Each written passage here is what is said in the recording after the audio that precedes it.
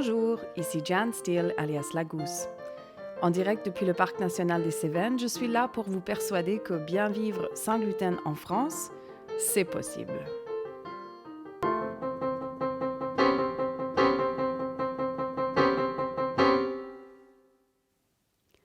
Gérante d'une cuisine pédagogique et d'une chambre d'hôtes 100% sans gluten dans le Parc national des Cévennes, je suis aussi malade cœliaque depuis toute ma vie et maman de 2 enfants qui eux aussi mangent sans gluten.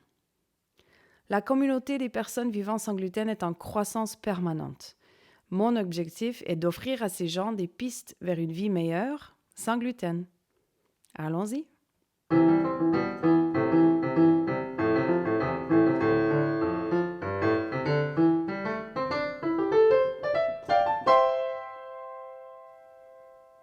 Le protocole auto-immune. La maladie cœliaque est une maladie auto-immune, mais ce n'est pas la seule. Il existe aujourd'hui plus de 100 maladies auto-immunes, dont la maladie thyroïdienne de Hashimoto, la polyarthrite rhumatoïde, la sclérose en plaques, la maladie de Crohn, le psoriasis, l'endométriose, le lupus, la spondylarthrite ankylosante, le vitiligo, et j'en passe. Nous sommes donc nombreux, et surtout nombreuses, vu que ça touche plus aux femmes qu'aux hommes, à devoir gérer cette problématique au quotidien. Et pourtant, nous ne sommes pas très nombreux à connaître et à bien comprendre le protocole auto-immune, l'AIP. De quoi s'agit-il ? Tout d'abord, définissons l'auto-immunité. C'est un phénomène qui est, à la base, un dérèglement du système immunitaire. Ayant pour but de nous protéger contre un envahisseur, notre système immunitaire a une puissance létale. Il sait identifier, attaquer, éliminer et même étiqueter pour améliorer son temps de réaction lors d'une future rencontre éventuelle un immense nombre de pathogènes. Or, c'est dans le système d'étiquetage, dans la création d'anticorps, qu'une maladie auto-immune va naître. Dans le contexte d'une prédisposition génétique, couplée avec un événement déclencheur et une alimentation et ou un mode de vie sous-optimaux, le système immunitaire fait parfois l'erreur d'identifier comme envahisseurs des tissus corporels. Prenons donc une partie de soi comme envahisseur, il attaque, abîme et développe ensuite des anticorps à ces tissus. Autrement dit, il crée des auto-anticorps, des anticorps à soi. Ainsi, le système immunitaire s'attaque à ses propres cellules, les détruisant avec la même force létale que s'il s'agissait de n'importe quel autre envahisseur.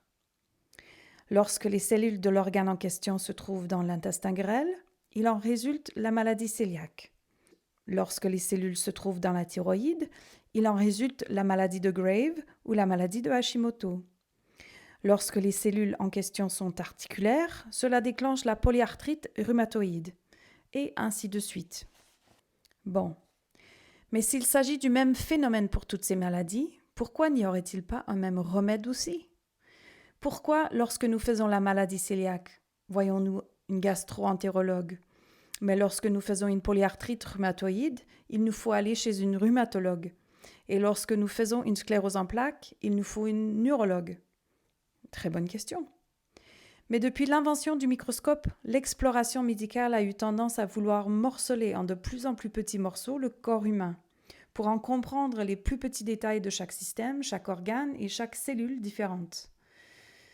Avec le temps, nos médecins sont devenus des spécialistes, en perdant quelque peu de vue que le corps fonctionne aussi en fait comme un tout. Aujourd'hui, avec la vision plus moderne de la médecine fonctionnelle, on reconnaît qu'il existe des phénomènes, tels que l'auto-immunité, qui sont communs à plusieurs maladies, et que, dans ces cas, il y aurait intérêt à mettre ensemble nos cerveaux de spécialistes dans la recherche d'une solution commune. Mais comment ? Alors que nos hôpitaux, nos programmes de médecine et nos programmes de recherche sont organisés par domaine et par spécialité.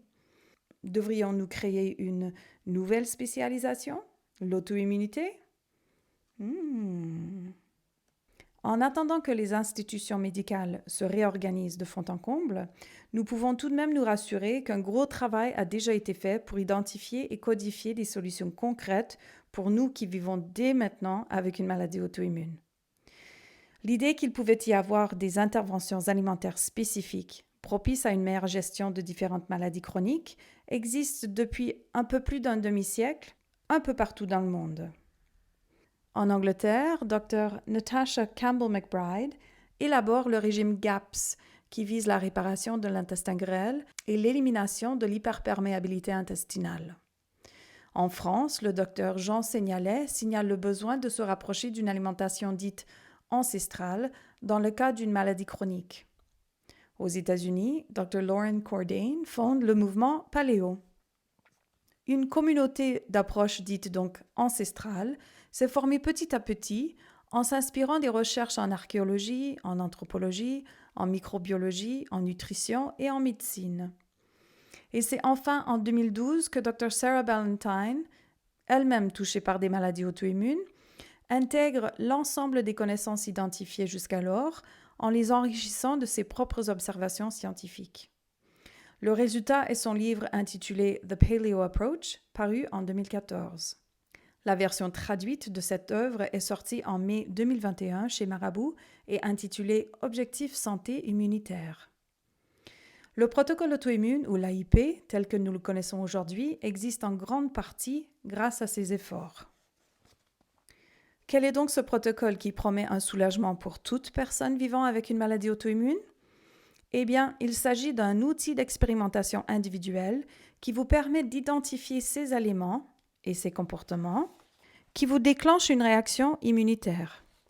C'est un processus qui se déroule grosso modo sur 30 à 90 jours et qui comporte deux composantes, une composante alimentaire et une composante mode de vie. Au niveau alimentaire, le travail consiste à 1.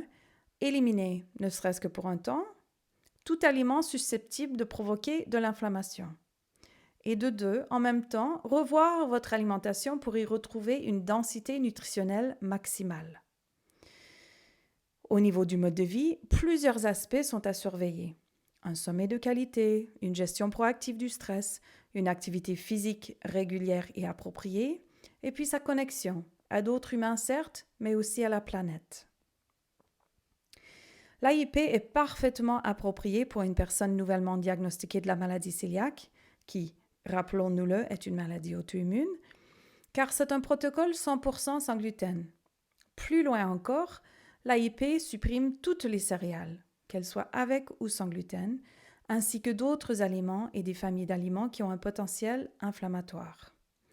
L'objectif est de faire marche arrière sur la surréactivité immunitaire qui crée des taux élevés d'auto-anticorps et qui abîme tant nos tissus corporels.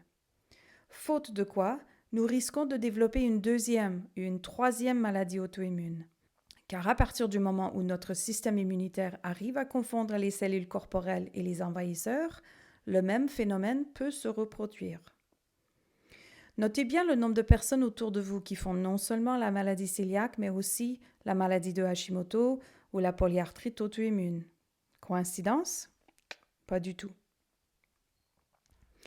Hormis les taux élevés d'auto-anticorps, une autre situation qui est commune à toutes les maladies auto-immunes, du moins lors du diagnostic, c'est l'hyperperméabilité intestinale. Si le système digestif est censé être un circuit fermé, c'est-à-dire ne laissant passer dans le sang que les molécules suffisamment bien digérées pour être correctement assimilées, une hyperperméabilité intestinale est dangereuse car elle offre une porte d'entrée à des molécules semi-digérées qui déclenchent forcément une réaction immunitaire par leur simple présence dans le sang trop tôt dans le processus de la digestion. Le système immunitaire crée donc des anticorps à tous ces bouts de protéines qui, parfois, se ressemblent, plutôt qu'avoir affaire à des acides aminés nettement assimilables. Et s'ensuit des sensibilités alimentaires plus ou moins importantes et une réaction en chaîne qui ne fait que empirer la situation. Lors du diagnostic d'une maladie auto-immune, les taux d'auto-anticorps sont généralement si élevés que plus aucun doute n'existe. Le système immunitaire est en flagrante surréaction. Et si l'on souhaite faire marche arrière sur les symptômes qui en suivent, une digestion insuffisante, un brouillard cérébral, une fatigue inimaginable, des douleurs et j'en passe, des changements importants d'alimentation et de mode de vie seront nécessaires.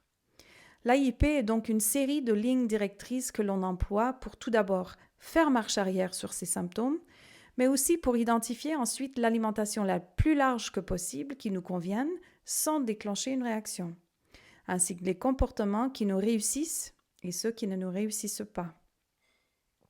Ayant une expérience personnelle et professionnelle du protocole auto-immune, je suis intimement convaincue de l'efficacité de cet outil. Si vous souhaitez en savoir plus, n'hésitez pas à visionner la courte série de vidéos qui se trouve sur la chaîne YouTube de La Gousse, ou bien procurez-vous le livre de Dr. Ballantyne intitulé Objectif santé immunitaire. Ou encore, prenez contact et nous en discuterons de vive voix. Voilà, d'ici un prochain épisode, portez-vous bien.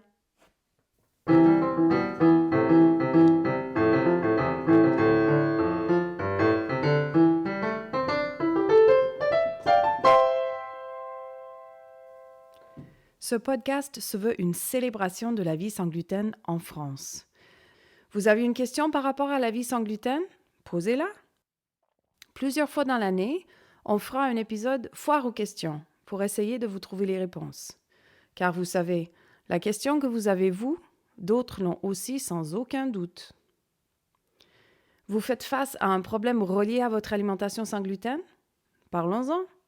Dans la mesure du possible, nous en ferons un épisode en partageant nos expériences communes ou en tâchant d'exposer un problème pour lequel une solution n'est toujours pas dispo. Enfin, si vous souhaitez partager votre témoignage de rétablissement grâce à une alimentation sans gluten, vous trouverez un formulaire en ligne sur le site lagousse.fr/podcast. Vous aider à retrouver un mieux-être sans gluten, c'est ma passion. N'hésitez pas à vous abonner pour être au courant dès la sortie de chaque épisode. Plus notre communauté est soudée, plus facilement nous pourrons échanger les réponses et les solutions à nos différents problèmes. Bien vivre sans gluten en France, c'est possible. Les défis sont nombreux, mais les solutions aussi. D'ici un prochain épisode, portez-vous bien.